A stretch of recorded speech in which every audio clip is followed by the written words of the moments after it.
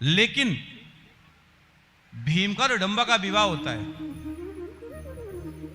भीम और हिडम्बा का विवाह होता है। हिडम्बा की भीम की पत्नी, उसका नाम है हिडम्बा। और कहां? जब पांडवों को लाक्षक घर में जलाने का प्रयास किया जाता है, पांडवों को मारने के लिए लाक्षक घर में जलाने का प्रयास किया जाता है, उस समय विदुर जी ने अपने गुप्त शिल्पी भेजकर उसमें गुप्त सुरंग का निर्माण करवा दिया था और कह दिया था धर्मराज से, कोई अनहोनी हो तो इधर से निकल जाना। कहते हैं मारने वाले से बचाने वाला बड़ा होता है। और एक दिन पुरोचन ने खूब शराब पी और एक भिलनी 5 बच्चों के साथ आकर वहां सोई थी। एक भिलनी अपने 5 बच्चों के साथ आकर वहां सोई थी। तो उनको ऐसा लगा कि पांडव मां कुंती सहित सब यहां सो रहे हैं। और उसी समय पुरोचन ने उस लाख के महल में आग लगा दी। देख, ऊपर से तो बहुत अच्छा लगता था, लेकिन अंदर लाख भरी पड़ी थी और लाख आग बहुत जल्दी पकड़ती है, कोई बचने की चांस नहीं होती है। लाख में कोई व्यक्ति बच नहीं सकता है। और आग लगा दी और पांडव उसी समय उस गुप्त रास्ते से वहां से निकल गए। पांडव उसी समय उस गुप्त रास्ते से निकल गए, उसी समय निकल गए। जब आग लगी, पार्वती ने भगवान शिव से पूछा कि प्रभु आग लगी फिर क्या हुआ? तो महादेव कहते, सुनो देवी, उमा जासु हरि राखन हारा, तासोय मंगल किमि संसारा, जय श्री श्याम जय श्री श्याम, खाटू वाले बाबा जय श्री श्याम। जिसको स्वयं हरि रखना चाहते हो उसको भला कौन मार सकता है? जाको राके साइया मार सके न को। एक जग नहीं 100 जग भी अगर तुम्हारे बेरी हो जाएंगे तो भी तुम्हारा कोई बाल भी बांका नहीं कर सकता है, बाल भी बांका नहीं कर सकता है। तो भाई पांडव तो उधर से निकल गए मां कुंती सहित, लेकिन कौरव है ना, कौरव उत्सव मनाने लगे कि हमने मार दिया पांडवों को, हमने पांडवों को मार दिया। कौरव उत्सव मनाने लगे। एक बात बोलूं, अच्छे लोग हमेशा अच्छी बात करेंगे, बुरे लोग हमेशा बुरी बात करेंगे। जिंदगी में सांप का संग करना पड़े, दुर्जन का संग करना पड़े तो किसका करोगे? सांप का संग करना, सांप एक बार काटेगा, दुर्जन बार बार 1000 बार काटेगा। इसलिए हम कहते कोयला हर हाल में बुरा है, दुर्जन का संग हर हाल में बुरा है। हम अगर जलते हुए कोयले को हाथ में लेते हाथ जला देता है, और बुझे हुए कोयले को हाथ में लेते हाथ काला तो कर ही देता है। इसलिए दुर्जन का संग कभी मत करना। जहां सुमति त संपत्ति नाना, जहां कुमति त विपत्ति निदाना। जहां सुमति होता है, अच्छा संग होता है, वहां जीवन में सब कुछ अच्छा होता है, अच्छा ही अच्छा होता है, भगवान अच्छा ही अच्छा करते हैं। वहां से पांडव निकल गए और कहां पहुंच गए? हिडम्ब वन में पहुंच गए। हिडम्ब वन में वहां पांडव पहुंच गए और उसी समय 5 पांडव थक गए थे, मां कुंती भी थक गई थी। और भीम से कहा, बेटा मुझे प्यास लगी है, पानी लेकर आओ। तो भीम पानी लाने के लिए चला गया और थके हुए थे। तो चारों भाई और कुंती मैया सो गई वहीं। और उसी समय भीम जब पानी लेकर आए तो सब सो गए थे, और सोते हुए व्यक्ति को जल्दी से जगाना नहीं चाहिए। और भीम वहीं पहरा देने लगे। और उसी हिडम्ब वन में एक हिडम्ब नाम का राक्षस रहता था अपनी बहन के साथ। जब उसको, हाँ इसमें एक चीज और बताऊं, जब पांडवों ने छोड़ा स्थान, तो यहां लिखा है कि अगर बहुत ज्यादा घर में परेशानी रहने लगे, घटनाएं ज्यादा होने लगे, तो कुछ समय के लिए स्थान का त्याग कर देना चाहिए। यह भी शास्त्रों में लिखी गई बात है। हाँ, फिर सब स्मूथ हो जाता, सब अपने आप अच्छा हो जाता है। अब मां कुंती तो सो रही थी, भीम पहरा दे रहे थे, और उसी समय हिडम्ब नामक राक्षस आया। हिडम्ब ने अपनी बहन से कहा कि बहन सुन, मुझे कोई मनुष्य की गंध आ रही है, जाओ मारकर लेकर आओ, मैं उसको खाऊंगा। तो हिडम्बा वहां से दौड़ी दौड़ी चली आई, और जब उसने भीम को पैरे पर देखा, जब उन्होंने भीम को पैरे पर देखा तो भीम को देखते ही भीम की काया और भीम की माया को देखकर मोहित हो गई। हाँ, भीम की काया और भीम की माया को देखकर मोहित हो गई और उसने अपना राक्षसी शरीर को त्याग दिया और भीम के सामने हाथ जोड़कर खड़ी हो गई कि मुझे अपनी धर्म पत्नी के रूप में स्वीकार कर लो। भीम ने मना कर दिया कि मैं नहीं कर सकता भाई, मैं तुम्हें धर्म पत्नी के रूप में स्वीकार नहीं कर सकता। अब भाई वो हाथ जोड़कर खड़ी है, वो हाथ जोड़कर खड़ी है। उसी समय इतनी देर हो गई, उसका बहन उसकी आई नहीं, तो हिडम्ब नामक राक्षस आया और राक्षस ने भीम के सामने हिडम्बा को हाथ जोड़े खड़े हुए देखा तो हिडम्ब समझ गया और वो भीम के साथ युद्ध करने लगा। जब युद्ध की गड़गड़ाहट हुई तो और पांडव जग गए, मां कुंती जग गई और भीम के द्वारा हिडम्ब राक्षस का वध हो गया। जब भीम के द्वारा हिडम्ब राक्षस का वध हो गया, महादेव कहते सुनो उमा, उसी समय ये हिडम्बा कुंती के सामने हाथ जोड़कर खड़ी हो गई। अस कई पांडव मात पद गए हिडम्बा दे, भरे विलोचन अश्रुजल विनय भांति भव के। हाथ जोड़कर खड़ी हो गई और उसी समय भगवान श्री कृष्ण रथ पर चढ़कर आ गए। भगवान कृष्ण ने कहा सुनो, कुंती ने भगवान कृष्ण को देखा, पांडवों ने भगवान कृष्ण को देखा। भगवान ने कहा सुनो, इसका विवाह भीम के साथ कर दिया जाए। भगवान श्री कृष्ण के कहने पर, भगवान श्री कृष्ण के कहने पर हिडम्बा और भीम का विवाह हो गया। एक शर्त पर, एक पुत्र होगा तब तक साथ रहेंगे, बाद में तब करेंगे भजन करेंगे। इसका मतलब जीवन केवल विषय और भोगने के लिए जीवन नहीं मिला है, जीवन परमात्मा को पाने के लिए मिला है। कहते हैं गृहस्थ जीवन से बड़ा कोई जीवन नहीं होता है। गृहस्थ जीवन सब चीजों का आश्रय देने वाला है। संत भी 23.5 घंटे संत है, लेकिन आधे घंटे के लिए वो भी गृहस्थ के दौरान में भिक्षा मांगने जाता है, उसको भी गृहस्थ ही भिक्षा मिलती है। इसलिए हम आपसे विनती किए देते हैं, गृहस्थ जीवन बहुत बड़ा जीवन है, बहुत सात्विक जीवन है, बहुत पवित्र जीवन है। तभी तो आपके घर में राम और कृष्ण आएंगे। राम और कृष्ण की अगर आप कल्पना करते तो गृहस्थ जीवन के बारे कैसे आएंगे?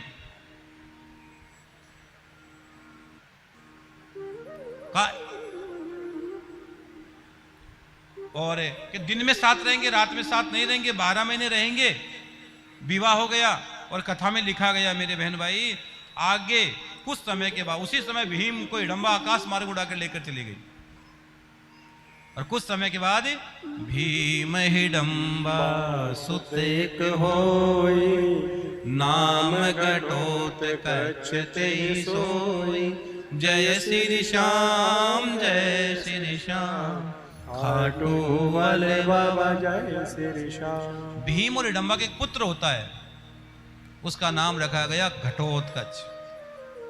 बड़ा वीर, बड़ा तेजस्वी पुत्र हुआ। उनका सर घड़े के समान था, बड़ा ताकतवर था, इसे उसका नाम रखा गया घटोत्कच। ध्यान से सुनना इस कथा को अब यहां से, बाद में कहोगे महाराज जी बताया नहीं, बहुत गहरी कथा छूट रही है अब यहां से आपकी। इधर उधर दिमाग मत लगाना, पूरे यही सोचते रहना। और अब भगवान शिव कहते सुनो उमा, आगे जाकर यही घटोत्कच अपने मामा के राज्य का स्वामी बना, मतलब इसको हिडम्ब मन का स्वामी बनाइए। और इसका विवाह आगे जाकर मुर की पुत्री मोरवी कामकटंकटा के साथ होता है। तो उमा भवानी ने पूछा मुर कौन था, ये मोरवी कौन थी? तो भगवान शिव कहते हैं एक मुर नामक दैत्य था और भगवान ने मुर नामक दैत्य को मारा, इसलिए भगवान का नाम पड़ा मुरारी। श्री कृष्ण गोविंद हरे मुरारी, हे नाथ नारायण वासुदेव। भगवान कृष्ण ने मुर दैत्य को मारा, इसलिए भगवान का नाम पड़ा मुरारी। अरे मुर की बेटी है, मुर की बेटी मोरवी, इसको कहते कामकटंकटा। ये आसाम प्राग ज्योतिषपुर में रहती है और मुर बड़ा मायावी दैत्य था। और उस समय जो इसके पिता को मारा, उस समय पता ही मोरवी कामकटंकटा क्या कर रही थी? इसका ओरिजिनल नाम है कामकटंकटा और मुर की बेटी इसलिए इसको कहते मोरवी। और ये मुर की बेटी उस समय मां भगवती का तप कर रही थी, परम्बा जगदम्बा का तप कर रही थी, मां कामाख्या का तप कर रही थी। कामाख्या दरबार को गया कि नहीं गया? कामाख्या गए, गुवाहाटी आसाम, माँ का साक्षात दरबार लगता, साक्षात दरबार है, आदि अनादि शक्ति वहां बैठी है। बोले कामाख्या मैया की जय हो। माँ भगवती वहां बैठी है कामाख्या। और जब तपस्या पूरी हुई और इसको पता लगा कि मेरे पिता को भगवान कृष्ण ने मार दिया, तो भगवान कृष्ण से युद्ध करने चली गई। कौन? मोरवी काम कटंकटा। माँ से बहुत वरदान मिला। माँ काम कटंकटा को माँ ने बहुत वरदान दिया, कामाख्या ने खूब वरदान दिया। सब वरदान मिलने के बाद भगवान से युद्ध करने लगी। और भगवान ने कहा रहने दो, युद्ध मत करो, कि करूंगी युद्ध। जब भगवान श्री कृष्ण का सारंग धनुष हार गया तो भगवान कृष्ण ने सुदर्शन चक्र उठाया, और जैसे सुदर्शन चक्र उठाया उसी समय से सोचा मैं मारी जाऊंगी। उस समय उसने माँ कामाख्या को हे माँ मेरी रक्षा करो, हे माँ मेरी रक्षा करो, माँ को पुकारा। उसी समय प्रकटी कामाख्या तब क्षमी हूं दीना मम शरणागत मोरवी यही कर करऊं सना। माँ प्रकट हो गई और माँ ने प्रकट होकर कहा सुनो सुनो सुनो, हे नाथ सुनो, हे नाथ कृपा करो, हे नाथ सुनो। क्या ये मेरी भक्त है, छोड़ दो इसको, मत मारो। सुनाओ नाथ मम भक्त अनन्या नैवद जोग सुभग मुर कन्या। जय श्री श्याम जय श्री श्याम खाटू वाले बाबा जय श्री श्याम। इसको छोड़ दो, ये अबोध है, अज्ञानी है ये। और सुन बाबरी, तू किससे युद्ध करने लगी? कृष्ण से। भगवान कृष्ण अपराजित योद्धा है, इनको युद्ध में कोई परास्त नहीं कर सकता है। क्षमा मांग, भगवान के चरणों में पड़ और सुन, इन्हीं कृपा तुम जब कलियावै जननी खाटू श्याम कहावै। जय श्री श्याम जय श्री श्याम खाटू वाले बाबा जय श्री श्याम। ये स्वयं तेरे गर्भ में आएंगे श्याम बनकर, बर्बरिक बनकर, और इनकी जननी, इनकी मां कहलाने का तुम्हें सौभाग्य प्राप्त होगा। प्रणाम कर भगवान को। मां भगवती ने कहा, किससे कहा? किससे कहा? मोरवी काम कटंकटा से। उसी समय उन्होंने प्रणाम किया और भगवान के सामने हाथ जोड़कर खड़ी हो गई। नाथ मुझसे गलती हो गई, मैं न पहचान पाई, कृष्ण मेरी गलती को क्षमा करो नाथ। सुनो, मोसम दीनन दीन हिता तुम समान रघुवीर अस विचारि रघुवंश मणि हरऊ विषम भवभीर। हाथ जोड़कर प्रणाम किया। अब भगवान कृष्ण ने कहा चलो हुआ सोवा, बोल क्या चाहती है? उसने कहा सुनो नाथ, जैसा भी था मेरा पिता था, मेरे पिता की मुक्ति कर दो। मेरे पिता आपके हाथों से मरा है, मेरे पिता की मुक्ति कर दो। तब भगवान कृष्ण कहते सुन बावरी, जो मेरा दर्शन करके मरता है वो उसी समय मेरे चरणों में आ जाता है, उसकी तत्क्षण मुक्ति हो जाती है, उसी क्षण मुक्ति हो जाती है। सुखावसाने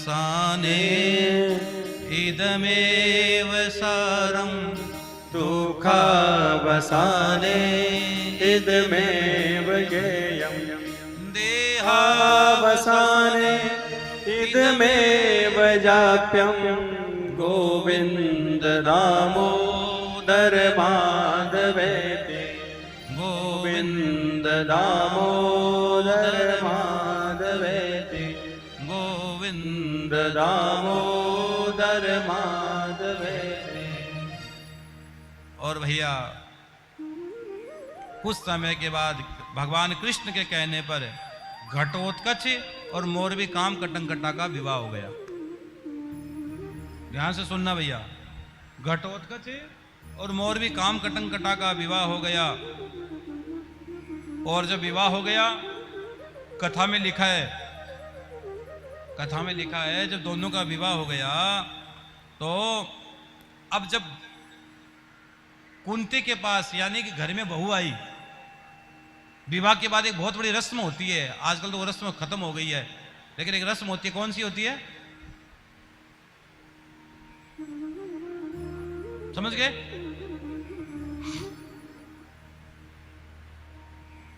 समझे? मुख दिखलाई, मुख दिखलाई की रस्म होती है। आजकल तो सब कुछ दिखाई दिखा है। आजकल तो बड़ी ताज्जुब की बात है, विवाह से पहले आशीर्वाद समारोह हो रहे हैं। विवाह से पहले आशीर्वाद कैसे हो सकता है बताओ? वरमाला होने के बाद आशीर्वाद, अरे कैसे हो सकता है आशीर्वाद? जब तक अग्नि के साक्षी में फेरे नहीं पड़े।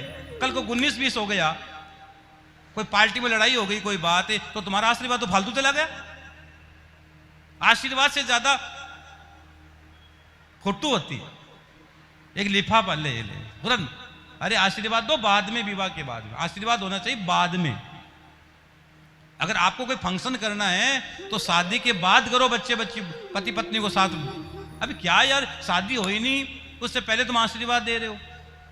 शादी के बाद आशीर्वाद दो, वरमाला के साथ। जब तक अग्नि के सामने पवित्र फेरे नहीं हो जाते तब तक आशीर्वाद। लेकिन आज के प्रचलन चल पड़ा है। तो पहले एक रस्म होती थी, कौन सी रस्म होती थी? मुख दिखलाई। आज की तो क्या बताएं साहब, बहुत प्यारी चीज लिखी गई है। कुंती और द्रौपदी आई, मिली वधू को मुख दिखलाई। जय श्री श्याम, जय श्री श्याम, खाटू बले बाबा जय श्री श्याम। और जब घर में बहू आए ना तो बहुत प्रेम दो मेरे बहन भाई।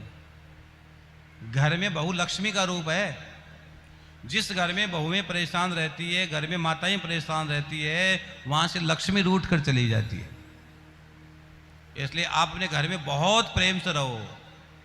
और एक बात बताऊं, घर की बात बाहर नहीं जानी चाहिए। जिस दिन तुम्हारे घर की बात बाहर चली गई, उसी समय तुम्हारे घर में झगड़ा प्रारंभ हो गया। और मैं तो यहां तक कहता हूं, ससुराल की बात पीहर भी नहीं जानी चाहिए। आजकल छोटी छोटी बातें फोन पर हर बात, अरे क्या जरूरत है? और आपसे भी कह रहा हूं, अगर आपने अपनी बेटी का कन्यादान कर दिया तो ज्यादा उधर पंचायती मत करो। हर बात में पंचायती। अच्छा तू रोटी बना रही है, तेरी सास क्या कर रही है? सास कर रही है, तेरे को क्या मतलब? तू क्या कर रही है? तू क्या पंचायती कर रही है बता? अपनी बेटी को आदत डालो, उसको अपनाओ। वो उस घर को अपनाएगी कब बताओ? आज बहुत रिश्ते टूट रहे हैं, बुरा मत मानना, बहुत रिश्ते परेशान हैं। अगर तूने शादी कर दी, कन्यादान कर दिया है, आजकल कन्यादान, अरे हर चीज पर छोटी छोटी बातों में तूने क्या बनाया, रोटी बनाई, सब्जी बनाई, कितनी रोटी बनाई, यही चीजें हो रही बातें। ये कोई बात है? अरे इतना भजन करती बावली, कहां उलझी पड़ी है? रोटी बनाई, सब्जी बनाई, खाया कि नहीं खाया? तूने क्या मतलब, कन्यादान कर दिया, झंझट खत्म। लेकिन हर बात में पंचायती करोगे तो घर टूटता है। इसलिए ठीक है, जहां जरूरत हो वहां भाई को और बाप को खड़ा रहना चाहिए, मैं कहता हूं, लेकिन हर बात में पंचायती नहीं होनी चाहिए। हर बात में पंचायती होगी तो परिवार टूटना है, परिवार बिखरना है। और तुम अगर छोटी छोटी बातें परिवार अपने पियर में बताओगे तो होगा क्या? बेचारों को, उनको टेंशन होगी। अरे भाई ये गृहस्थ जीवन है, 5 अंगुली एक जैसे नहीं होती है, हर समय एक जैसा नहीं चलता है। वक्त के साथ जियो, वक्त के साथ चलो। अरे राम जी को वनवास मिला तो राम जी को ही था। किसको मिला? उधर कईयों को वनवास हो गया, राम जी को मिला।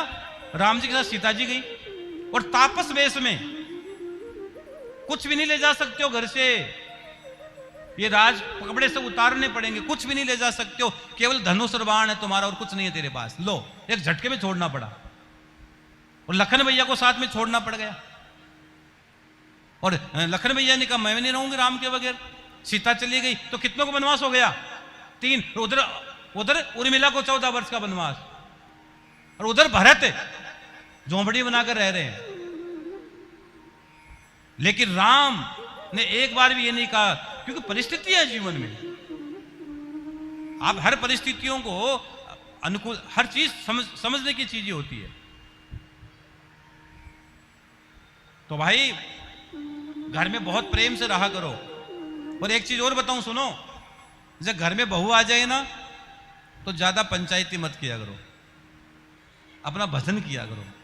कहीं कहीं ना डोकरिया माला तो लेके रहती है,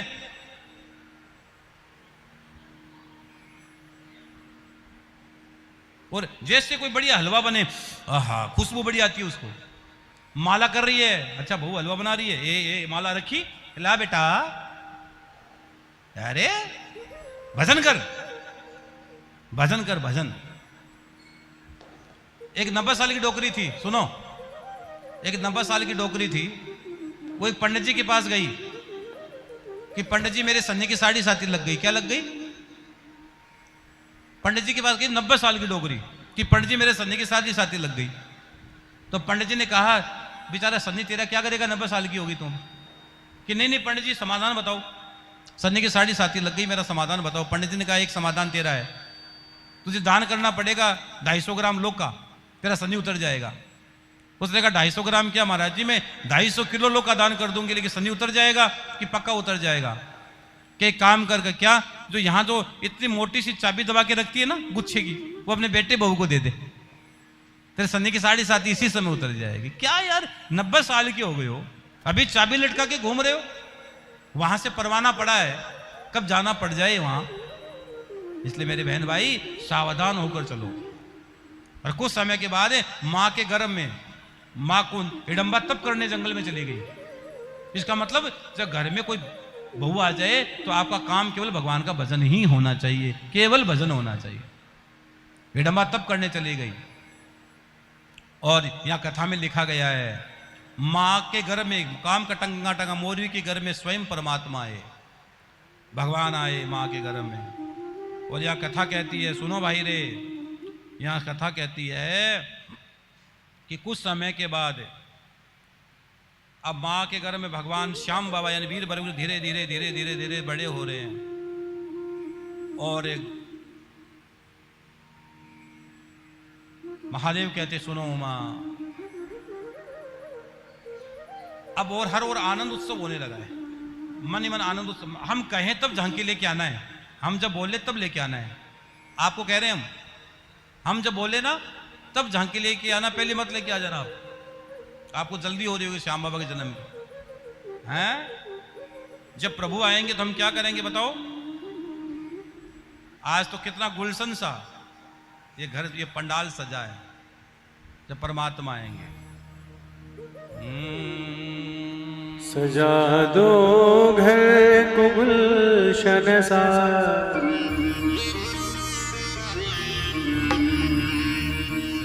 सजा दो घर को गुलशन सा, मेरे सरकार आए हैं। सजा दो घर को गुलशन सा, मेरे सरकार आए हैं।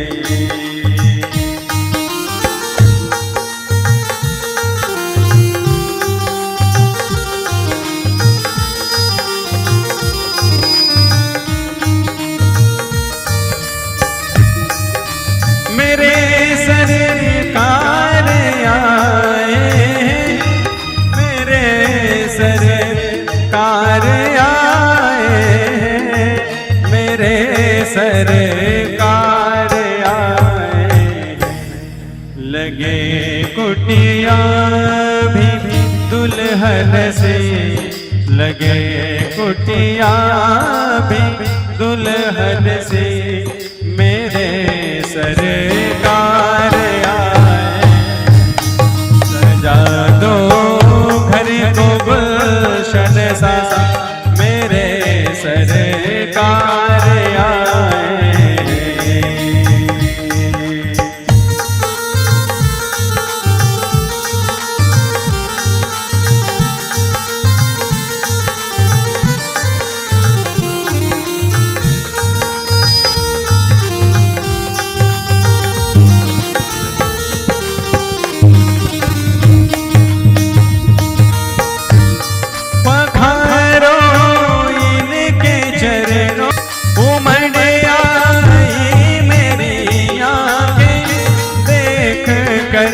अपने बाबा को देख कर, अपने बाबा को हुई रोशन मेरी गलियां, हुई रोशन मेरी गलियां, मेरे सरकार आए हैं, सजा दो घर को गुलशन सा, मेरे सरकार आए हैं।